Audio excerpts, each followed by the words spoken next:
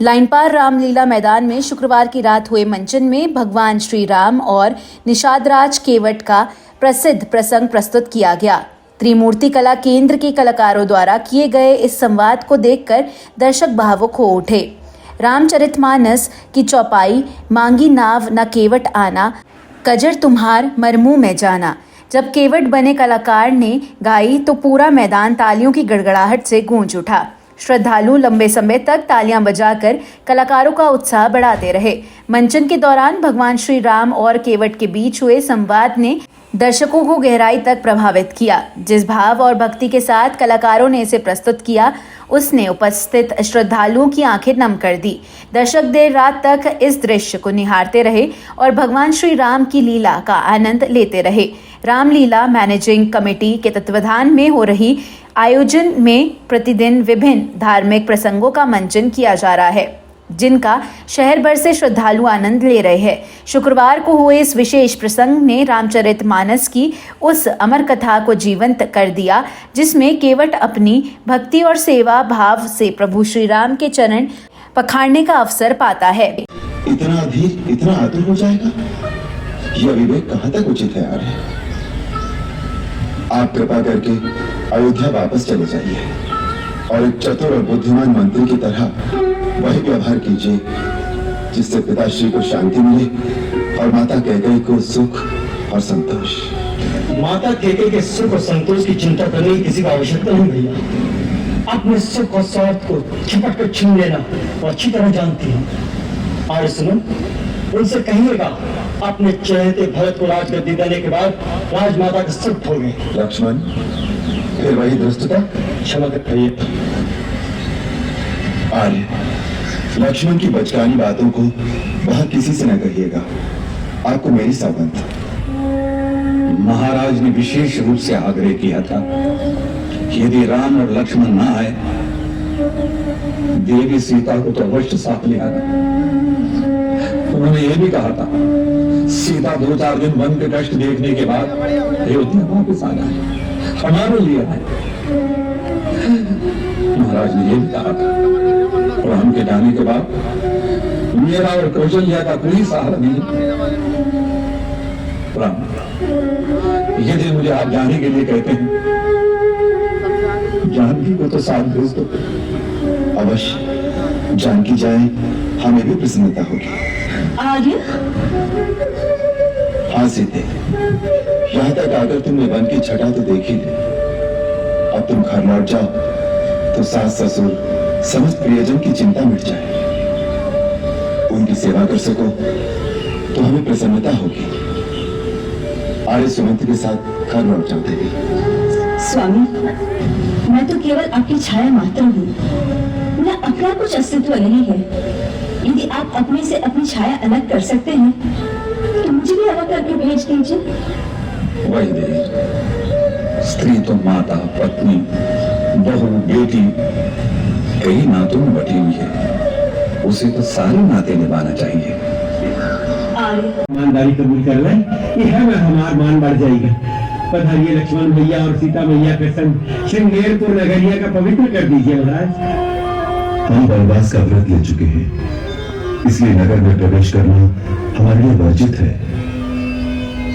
अब हमें तपस्वियों और मुनियों की तरह जीवन व्यतीत करना होगा। हम घास और पत्तों के बिछौनों पर सोएंगे। जैसी सरकार की इच्छा, गंगा तट पर ही आपकी सेवा करके हम जीवन धन्य कर लेंगे।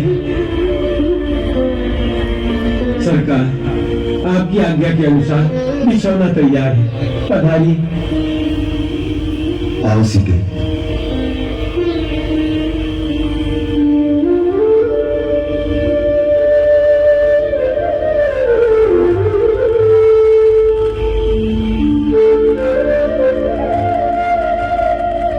सरकार, एक विनती है हमारी, यदि आप माने तो।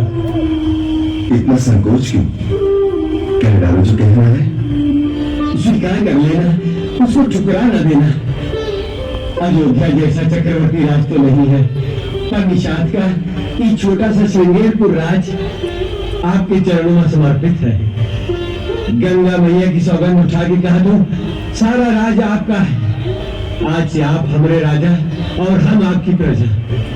मित्र कहा था तुम्हारे को ठुकरा मत देना सरकार। मित्र, तुम्हारे स्नेह, तुम्हारे सत्कार और तुम्हारे समर्पण ने हमें भाव विभोर कर दिया है। हमें सदा गर्व रहेगा तुम्हारी मित्रता पर।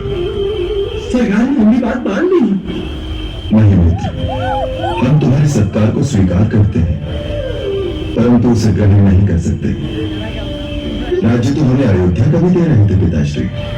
क्या कहा तो सरकार, वो तो आपको राज्य से निकाल दिए हैं। उन्होंने नहीं निकाला, हम स्वयं निकल आए उनके वचन की आन रखने के लिए। यही हमारा धर्म है। निषाद राज, उसे पालन करने में हमारी सहायता करो। प्रभु, आपके संकल्प के आगे तो ब्रह्मांड हार जाए। हम तो है ही तुच्छ। हमारे भाग में आपकी सेवा नहीं होगी। जाओ, अब सो जाओ। लक्ष्मण, तो जाए तो पहरा देना। धन्य है लक्ष्मण जी।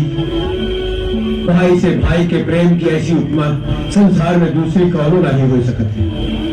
धन्य हो तुम, और धन्य है तुम्हार माता कि जिसने तुम्हारे जैसे कर्मवीर पुत्र को जन्म दिया। हमारी तो दुख के मारे आज छाती फट जाते कि चक्रवर्ती राजा के पुत्र आज सूखे घास के बिछौने पर पड़े। महाराज जनक की पुत्री और राजा दशरथ की पुत्र वधु, जिसका राम जैसा पति हो और आप जैसा देवर हो, उसको भी बेचारी को पत्ते पे सोना पड़े। हाय विधाता। इस अवसर पर रामलीला कमेटी की ओर से सुरेंद्र कुमार अग्रवाल, प्रदीप बंसल, रॉबिन अग्रवाल, संदीप बंसल, अतुल अग्रवाल, मयंक बंसल और रोहित बंसल सहित अनेक गणमान्य लोग मौजूद रहे। आयोजन समिति ने श्रद्धालुओं से अपील की कि वे आगामी दिनों में भी रामलीला के विभिन्न प्रसंगों का दर्शन कर धर्म लाभ प्राप्त करें। इस दौरान रामलीला मैदान लाइन पार में जिलाधिकारी अनुज कुमार सिंह और एसएसपी सतपाल अंतिल ने भी ग्राउंड रामलीला की व्यवस्थाओं को भी देखा। इस मौके पर SP city Kumar Ranvijay Singh, SP देहात कुंवर आकाश सिंह, जिला पूर्ति अधिकारी अजय प्रताप सिंह आदि तमाम अधिकारी मौजूद रहे। आज का कार्यक्रम रामलीला मंचन में लाइन पार में, जैसा कि कल हमने दिखाया था कि राम जी वनवास को चले गए थे और दशरथ मरण हो गया था, उसके आगे की लीला आप सभी के बीच यहाँ दिखाई गई, जिसमें भरत जी जब वापस आए लौट के तो कैकेयी के बीच संवाद हुआ भरत का, और वो बहुत क्रोधित हुए, बहुत गुस्साए और अपनी माँ से भी नाराज़ हो गए। फिर वो धीरे धीरे आगे बढ़े। इधर राम जी वनवास में केवट के साथ मिल रहे हैं, केवट की नाव में बैठकर नैया को पार कर रहे हैं। साथ ही साथ भरत जी आज चरण पादुका लेकर प्रभु श्री राम जी से भी मिले। तत्पश्चात पंचवटी का सुंदर दृश्य दिखाया गया। पंचवटी में सूप नखा की नासिका भंग की गई। तत्पश्चात प्रभु श्री राम जी की आरती के साथ आज की लीला का समापन। कल क्या कार्यक्रम रहेगा?